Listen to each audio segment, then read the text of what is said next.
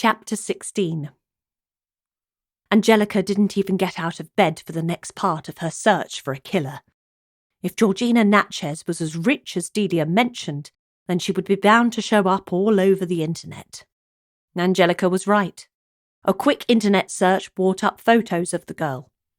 Angelica recognised her immediately. The brown hair, the innocent look, and the wide eyes were as evident from a phone screen as they were in person. A tear crept its way into the corner of her eye, the memories from the night before flooding back. Angelica couldn't begin to imagine what it might be like to lose a child. Her thoughts immediately made her way to Tommy. She knew he wouldn't be up yet due to the late night before. But she also knew that he wouldn't be that long, and when he did wake up, there would be a huge amount of energy expelled all at once.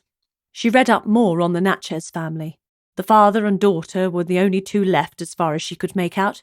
No other Natchez mentioned, and this being Spain, there were plenty mentioned, seemed linked to the family. The business details only showed the father listed. His name was Vicente Natchez.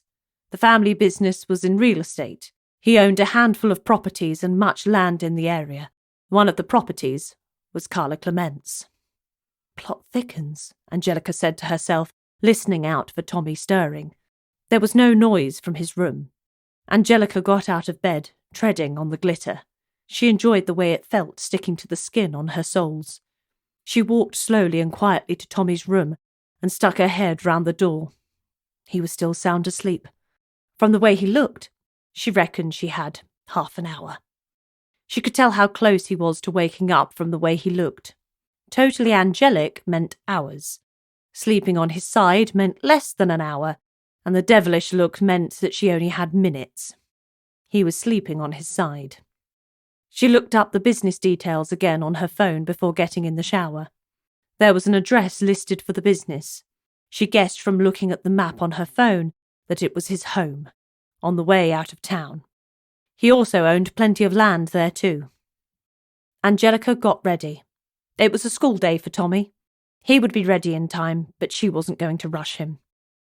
She didn't believe that being half an hour late for school was that detrimental to his education at that age. If he needed more sleep, then he needed more sleep. Tommy's well-being was far more important to her than knowing the 9 times table at that age. He would have plenty of time for that when he got older. Angelica got into the shower and planned the drive to Vicente Natchez's home in her head.